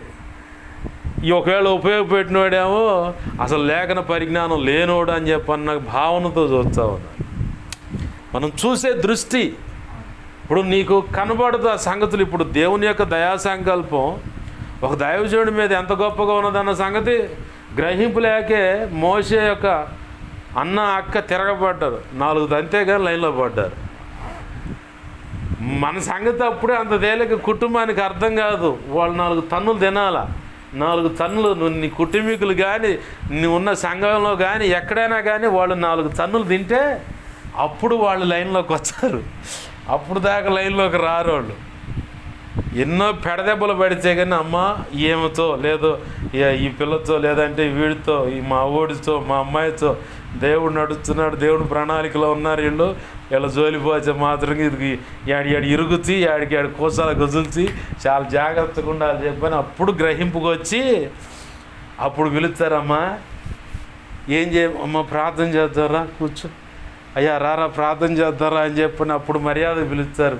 అప్పుడు వస్తే గౌరవ వందనాలు, అల్లుడు గారు, అమ్మాయి కోళ్ళ ఇట్రా, అమ్మాయి పిల్లగాడికి ఎందుకు చూడవే అని చెప్పిన అప్పుడు అసలు ప్రేమలు బయటకు వచ్చి కొసర ప్రేమలు చూపించే కోసాలు కదులుతాయా, దేవుడు కదులుతుడు వాడి పక్షాన ఆమె పక్షాన దేవుడు కదులుతుడు అని చెప్పని అప్పుడు లైన్లోకి వచ్చారు వాళ్ళు. అలాగా వాళ్ళని ట్రీట్ చేస్తేనే వాళ్ళు భయంకర జాగ్రత్త. అహరోను విషయంలో, మిరియాం విషయంలో అదే జరిగింది. ఏంది నీతోనే మాతో మాట్లాడు, ఒక్క దెబ్బ 4 వేస్తే కానీ లైన్లోకి వచ్చారు. ఆ తర్వాత కొరహు, దాచాన్, అబిరామ్, ఎంబ్రే అని వాళ్ళు ఎదురు తిరిగితే భయంకరమైన శిక్ష పడటం చూశారు. ఆ దెబ్బతో వీళ్ళిద్దరు లైన్లోకి వచ్చారన్నమాట. అందాక రాలే వాళ్ళు లైన్లోకి. ప్రభు పాదాలు పట్టుకుందామండి. ప్రభువా, ఆశ్చర్యమైన సంగతులు నేను చూడాలి. ఒకప్పుడు ధర్మశాస్త్రంలో ఆశ్చర్యమైన సంగతులని భక్తుడు అడిగాడు. ఆశ్చర్యమైన సంగతులు మనం చూడాలంటే మన కన్నులను మనము కట్టడి చేసుకోవాలి. ఏవి చూడాలి, ఏవి చూడకూడదు, ఇవి చూస్తే ఎంత నష్టం వస్తుంది, ఇవి చూస్తే ఎంత లాభం వస్తుందని ప్రభు మన ఎదుట తన మాటలను వరుస పేర్చి పెట్టాడు. చూసటం వల్ల వచ్చేది ఏంటంటే ఒకటి పాపం ఉంది, ఒకటి పరిశుద్ధత ఉంది. మనం చూసిన దాన్ని బట్టి మన హృదయం నిర్ణయింపబడుతుంది. నిర్ణయింపబడిన దాన్ని బట్టి పరిశుద్ధత, పాపం అని. దేవుడికి అనుకూలమైంది, దేవుడు మనం చూడాలన్నా, దేవుడు మనతో ఉండాలన్నా, మనలో ఉండాలన్నా మనకు అవసరమైంది పరిశుద్ధత. ఆ పరిశుద్ధత లేకపోతే ఆ పౌలు గారు దృశ్యమైన వాటిని చూసేవాడు కాదు. క్రీస్తు మర్మము మరుగై ఉన్నదంట. అది ప్రవక్తుల కంటే దావీదుకు కూడా తెలియని సంగతులు ఆయన ద్వారా చెప్పించాడు. కారణం ఏంటంటే పరిశుద్ధత. దేవుడు చూడమందాన్ని చూశాడు. ఆయన ఒకప్పుడు చూశాడు సంఘాన్ని ఉరి చూసే ముందు ఒక్క దర్శనంతో ఆ దెబ్బతో కళ్ళకు పెట్టిన కావరం, ఆ పొర మొత్తం రాలిపోయింది. కంటి జబ్బున్నా అలాగనే దేవుని సేవలో కొనసాగాడు. ఇప్పుడు క్రైస్తవ ప్రపంచానికి పితామోహుడయ్యాడు. అంటే అతనే మాదిరి. ఇప్పుడు ఏ సేవకుడికైనా మొట్టమొదటిగా యేసయ్య మాదిరి, తర్వాత అపోస్తులు ఉన్నారు. అపోస్తుల్లో కూడా అసలు యేసయ్యతో మాట లేదు. ఆయన ముక్క ఇరిచి పెడితే చేప ముక్క తిన్న ఆ రుచి అనుభవం లేదు. ఆయనతో రాసుకొని నడిచిన అనుభవం లేదు. కానీ ఆ 12 మందికి దక్కని ధన్యత ఈ ఒక్కడికి ఇచ్చాడు. ఎంత గొప్ప ఆశీర్వాదము! మనకు కూడా అట్లాంటి గొప్ప ధన్యతని ఇవ్వాలని ప్రభు ఆతృత పడుతూ ఉన్నాడు. అయితే మన కళ్ళను కట్టడి చేసుకొని దేవుడు అనుకున్నట్టుగా పరిశుద్ధాత్మతో మనము ఏక అభిప్రాయానికి వచ్చే ఆధ్యాత్మిక మెట్టులోకి రావాలి. ఆ మెట్టులోకి రావాలంటే ఖచ్చితంగా మనకు పరిశుద్ధత కావాలి. పరిశుద్ధత కావాలంటే ఈ కళ్ళను కట్టడి చేసుకోవాలి. ఇవి కట్టడి చేసుకుంటేనే ఆ అదృశ్యమైనవి చూస్తాము. అలాగే మరుగై ఉన్న క్రీస్తు మర్మం ఇంకా మరుగైంది ఉంది. అది బయటికి తేవాలంటే ఖచ్చితంగా పరిశుద్ధాత్మతో ఏకాభిప్రాయం రావాలి. అలాగనే మనం జాగ్రత్త చేసుకున్నప్పుడు ఆయన సన్నిధికి, అలాగనే ఆయన లేఖనాలు ఆయన చూడటానికి, లేఖనాల్లో దాగి ఉన్నటువంటి సంగతులను కూడా తేటగా చూడటానికి కూడా ఇది మనకు దోహదపడుతుందా? ఇవన్నీ మనం సంపాదించాలంటే మొదటిగా మనం కట్టడి చేయాల్సినవి ఏంటంటే ఈ కళ్ళు తెరువు ప్రభువా. ఆల్రెడీ మన కళ్ళు తెరవబడ్డాయి, కానీ ఇంకోసారి తెరువయ్యా. ఎలా అంటే చిన్న మాట నుంచి నా మాటలు ముగిస్తాను. సమాధి దగ్గరికి పరిగెచ్చారు 3 ఆడవాళ్ళు. బాగుంది. ఆడకు పోయిన తర్వాత ఈ ఆమెతో పాటు వచ్చిన ఇద్దరు పక్కకి ఎట్టున్నారో తెలియదు, కానీ ఆ మరియమ్మ మాత్రం ఆడ ఆగింది. మగ్ధలేని మరియ ఆగి పాప ముందు పట్టబడిన వ్యక్తి ఆగి అంటది. ఆ పక్కన కనబడకుండా ఉంటే మా యేసయ్యని ఎవరు దేశం పేరు చెప్పాయి, నేను మోసుకొని పోతా. అప్పుడు ఆయన మాట్లాడాడు. మరియా అనగానే రబ్బుని అనేది తిరిగింది. ఆగు, ముట్టమాక అంటే రెండోసారి మనోనేత్రాలు వెలిగించబడటం. మళ్ళీ చేపలు పడదని పోయిండు పేతురు గారు. చేపలు వలేచ్చంటే పడతాం కుదట్లా, కుడివైపు పోయిండు వల అంట. ముందుగానే పిల్లలారు మీ దగ్గర ఏమైనా ఉన్నాయా అంట. ఏం లేవు అని చెప్పని పని మీద ఉన్నాడు. తర్వాత కుడివైపు వలేయండి అనగానే ఆయన గుండెల మీద ఆనుకొని ఆయన హృదయ స్పందన విన్నటువంటి ప్రకటన గ్రంథ రచయిత యోహాను ప్రభు సుమి అండు. ఈ పేతురు గారు వలలాగే పనిలో ఉండవు. ఈ వల చిన్నగా పైకి లాగి 153 చేపలు దాంట్లో పడ్డాయి. రకాల చేపలు 153 రకాల చేపలు ఉన్నాయంట దాంట్లో.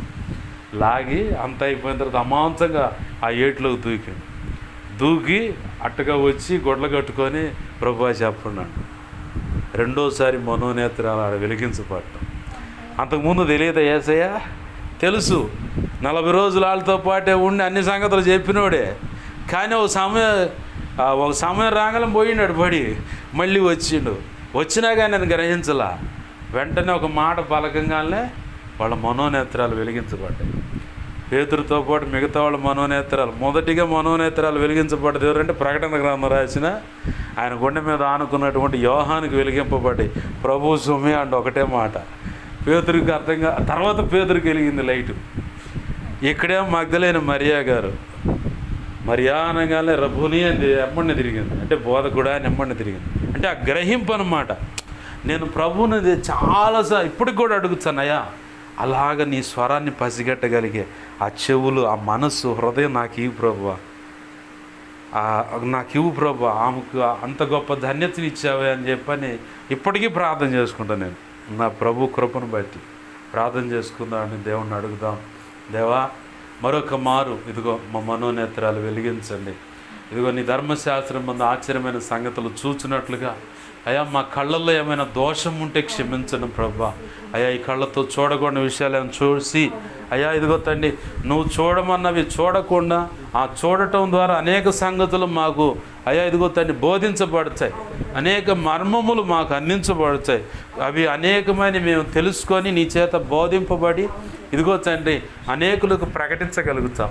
అలా ప్రకటించలేకపోతున్నామంటే, అలా ధర్మశాస్త్రంలో ఉన్న నీ ధర్మశాస్త్రంలో ఉన్న ఆశ్చర్యమైన సంగతులు చూడలేకపోతున్నామంటే, ఎఫెసీ పత్రిక 3వ అధ్యాయంలో మీరు సెలవిచ్చినట్లుగా 7 నుంచి 11 వచనాలు సెలవిచ్చినట్లుగా ప్రభువా ఇదిగో 3 నుంచి 7 వచనాల వరకు సెలవిచ్చిన వాటి విషయంలో ఇదిగో తండ్రి మేము దేవా కృప పొందలేకపోతున్నామంటే కేవలం కారణం ఒకటే, పరిశుద్ధాత్మతో ఐక్యత. ఇదిగో తండ్రి పరిశుద్ధాత్మలో ఇదిగో తండ్రి ఐక్యతతో కూడిన పరిశుద్ధాత్మ. ఇదిగో తండ్రి ఆనాడు అపోస్తులు అయా సంఘ పెద్దలు అన్నారు, పరిశుద్ధాత్మకు మాకు ఇదిగో ఇది యుక్తమని తోచుచున్నదాన్ని సాక్ష్యం ఇచ్చారు. అంటే వాళ్ళు పరిశుద్ధాత్మ దేవుడు వారితో దేవా ఒక ఏక అభిప్రాయం కలిగి భక్తి సాధన చేశారు, ఏక అభిప్రాయం కలిగి సంఘాన్ని కట్టారు ప్రభు, ఏక అభిప్రాయం కలిగి దేవ ఆత్మలు రక్షించారు, ఆత్మలను ప్రయోజకులుగా చేశారు ప్రభు. అయ్యా నీ కృపచ్చు ఇదిగో తండ్రి అయ్యా ఇదిగో తండ్రి ఆనాడు అపోస్తులకి ఇదిగో పరిశుద్ధాత్మకు మాకు ఏక అభిప్రాయము కలిగి ఉన్నామని మాకు ఒకటే ఇది కరెక్ట్ అని తోచుతున్నదని వారు సాక్ష్యం ఇచ్చినట్లుగా అలాగన మమ్మల్ని యేసు నామములో మీరు మార్చండి ప్రభు. రిఖాదల్లా షరా బాబా అయా పరిశుద్ధాత్మకు మాకు ఒక ఏక అభిప్రాయం కలిగి అయా మేము ఆధ్యాత్మిక జీవిత యాత్రలో కొనసాగాలి ప్రభు. అయా ఇదిగో ఆధ్యాత్మిక జీవిత యాత్రలు ఆత్మను రక్షించాలి ప్రభు. ఆధ్యాత్మిక జీవిత యాత్రలు అనేకులను అయా ఇదిగో తండ్రి బలపరచాలి ప్రభు, నిలబెట్టాలి ప్రభు, ప్రయోజకులను చేయాలి ప్రభు. అయ్యా ఇదిగో తండ్రి శిష్యులైన సేవక గణముగా తీర్చిదిద్దాలి ప్రభు. అయ్యా నీ ఘనమైన సేవ ఇదిగో ఈ భూమి మీద మేము చేయాలయ్యా, ఇదిగో నీ గొప్ప సంఘాలు మేము కట్టాలి ప్రభు. అయ్యా అయ్యా అయ్యా అయ్యా కనికరించు.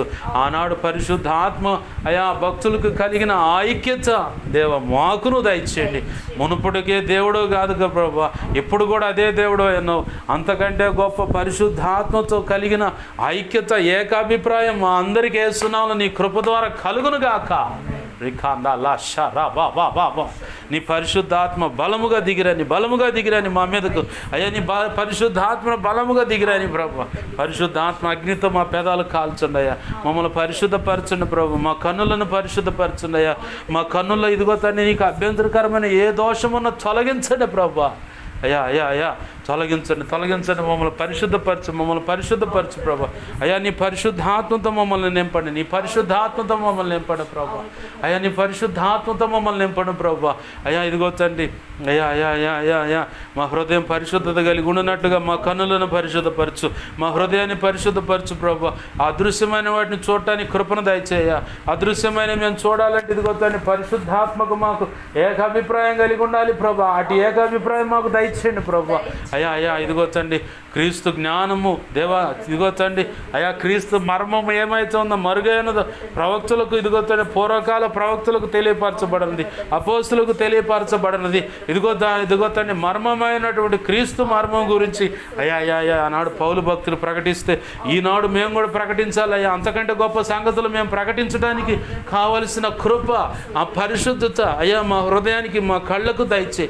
పరిశుద్ధాత్మ అటు గొప్ప సంగతులు బోధించడానికి మునుపటి కంటే గొప్పగా అయ్యా పరిశుద్ధాత్మతో ఏకాభిప్రాయం కలిగి, పరిశుద్ధాత్మతో మేము ఏకాభిప్రాయం కలిగి, పరిశుద్ధాత్మ దేవుడు మాతో ఏకాభిప్రాయం కలిగి మేము కలిసి నీ దేవా నీ పనిలో గొప్పగా అయ్యా ముందుకు సాగిపోయి గొప్ప సంగతులు గొప్ప విషయాలు తెలియపరిచి అయ్యా ఇదిగో విస్తారమైన ఆత్మల సంపాదన జరిగించి విస్తారముగా మీరు సెలవిచ్చిన ప్రకారం దేవ సేవక గణం సిద్ధపరిచి భూదిగాంతల వరకు నీ సేవకు నడిపించడానికి, సంఘాలు కట్టడానికి, ఆత్మలు రక్షించడానికి మా ప్రభువా నీ కృప వెలువడ చేయండి అయ్యా. నీకే స్తోత్రాలు. అది వెలువడ చేసి మమ్మల్ని అలాగను సిద్ధపరచు, బలపరచు, అభిషేకించు తండ్రి.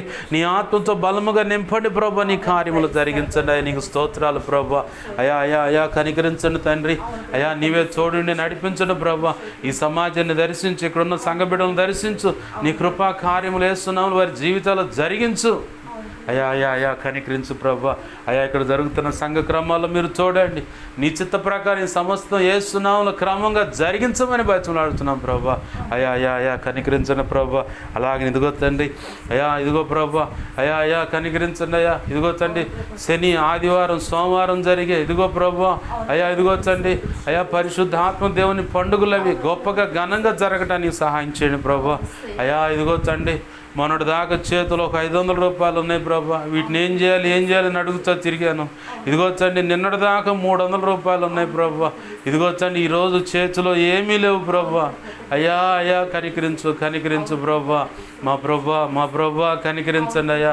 ఇదిగోచ్చండి దేవా శనివారం రోజు, ఆదివారం రోజు, సోమవారం రోజు అయా సాయంకాలం 7 గంటలకు అయా ఇదిగో పరిశుద్ధాత్మ దేవుని పండుగలై ఘనంగా జరగడానికి కృపను దయచేయి అయా. మీరు నాతో మాట్లాడారు, ఇదిగో ఊహించిన దానికంటే గొప్పగా జరుగుతాయి ఆ కూటాలన్నావు ప్రభా. నీ కృప ద్వారా అది యేసునామములో జరుగును గాక తండ్రి. ఎవరు కూడా అక్కడ నోరెచ్చి ఇదిగో ఏంది గోలనకుండా అయా తొందరపడి దుర్భాషలాడకుండా ప్రభు ప్రతి ఒక్కరిని మీ కంట్రోల్లో తీసుకురండి ప్రభు. ఆ ప్రాంతమంతా బలమైన నీ సన్నిధి ఇప్పుడే ఉండునుగా కేస్తున్నాములో అయా. ఇదిగో ఆ స్థలముల విషయంలో నిలబడుతున్న ఆ స్థలం విషయంలో ఇదిగో దేవ ఇంటి ముందే అనుకుంటున్నాం దేవా. ఇదిగో తండ్రి అక్కడ నీ చిత్తానికి వ్యతిరేకంగా మంత్రించినవి ఏవైనా కానీ అయా మట్టి రూపంలో చల్లిన, ఇసుక రూపంలో చల్లిన, ఏవో నీటి రూపంలో చల్లిన, ఆకులు పొల్లలో కాగితాలు ఏమన్నా కానీ ఆడ వేస్తున్నా అవన్నీ ఆ కీడం చేస్తున్నా నీ మహాపునరుద్ధాన శక్తి ద్వారా లయమైపోను గాక అయ్యా. నీ అక్కడ సేనాయ పర్వతంగా దేవా ఆ స్థలాన్ని సేనాయ పర్వతంగా మార్చు. నీ ఉండండి ప్రభు, ఇంటిని కూడా సేనాయ పర్వతంగా మార్చు ప్రభు. అయా అయా ఇదిగో కాలనీని, పట్టణాన్ని, రాష్ట్రాన్ని సేనాయ పర్వతంగా మార్చు అయా. నీ బలమైన సన్నిధి అక్కడ యేసునామములో ఉండునుగాక. దహించు అగ్నిగా మీరు దిగిరండి అయా. ఇదిగొచ్చని బలమైన నీ పరిశుద్ధాత్మ మా మధ్యకు తీసుకురండి ప్రభు అయా. ఆ కోటాల ద్వారా గొప్ప అద్భుతాలు, ఆశ్చర్యమైన కార్యాలు జరగాలయ్యా.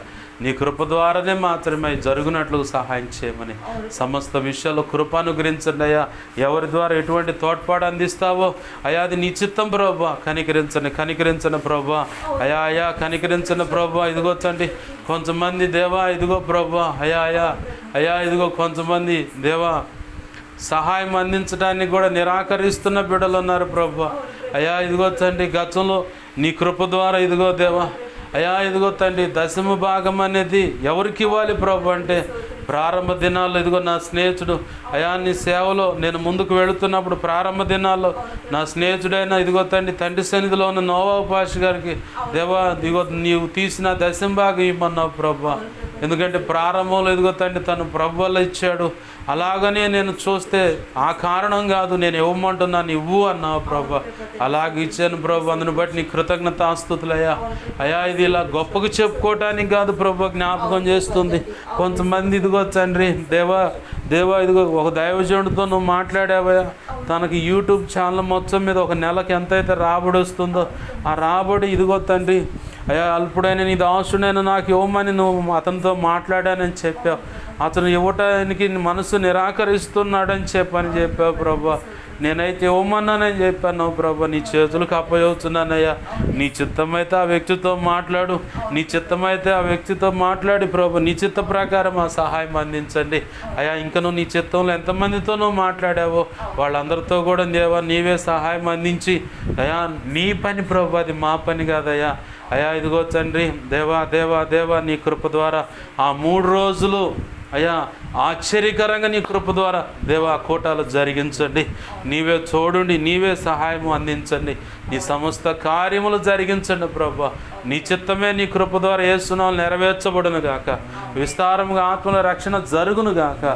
ప్రతి ఒక్కరు పరిశుద్ధాత్మను అగ్నితోనూ బాప్తీస అనుభవంలోకి వచ్చుదురు గాక అయా. నీ గొప్ప కార్యాలు జరగాలయ్యా.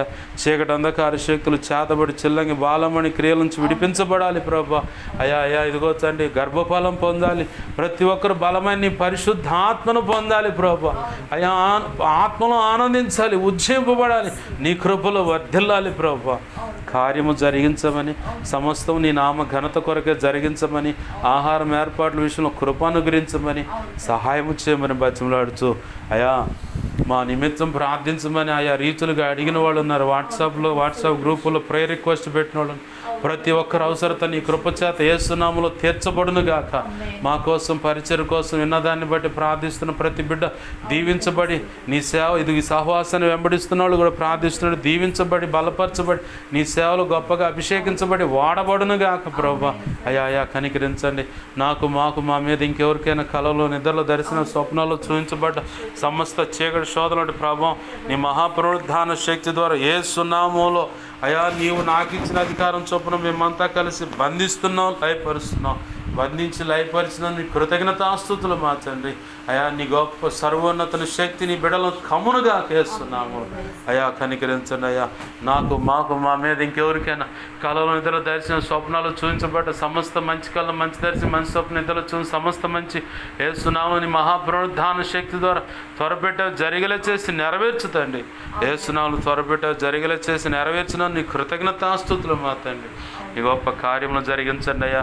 2 తిమోతి 1:12 ప్రకారం నీ కృపచేత సంఘ బిడ్డలను అయా ఇది ప్రార్థనలు నీ చిత్త ప్రకారం ఏకీపిస్తున్న వారిని అయా ఆ గడి వరకు కాపాడగల సమర్థునే నీ కృప హస్తలకు ఆ లేఖనం ప్రకారం అప్పచెబుతూ యేసయ్య నామములని అడిగి వేడుకొని ప్రార్థించి సమస్తం పొందుకొని అయా నిన్ను మహింపరుచుకుంటూ బిడ్డలని చేతులకు అప్పచెప్పి దీవించి ఆశీర్వదించి నిన్ను ఘనపరుచుకుంటున్నాం మా కన్న తండ్రి. ఆమేన్. ఇప్పుడు మన తండ్రి అయిన దేవుని ప్రేమయు ఆయన ప్రియకుమారుడైన యేసుక్రీస్తు వారి కృపయు పరిశుద్ధాత్మ దేవుని అన్యోన్య సహాయ సహవాసము సమకూడిన అలాగే ప్రభు చిత్త ప్రకారం ప్రార్థనలు ఏకీపిస్తున్న వారికి అలాగనే ఇక ముందు ఏకీపించబోతున్న వారికి అలాగనే సార్వత్రిక సంఘంలో ఉన్న సకల పరిశుద్ధులకు నిత్యత్వము చేరు పర్యాంతరం సదాకాలము చూడండి. ప్రభు ఈరోజు సెలవిచ్చిన ప్రకారం శ్రేష్టమైన సంగతుల అనుభవాలు మనకి ఇచ్చి తద్వారా ఆయన పని మన ద్వారా జరిగించుకొని మన ద్వారా ఆయన మహిమ పొందును గాక. ఆమేన్.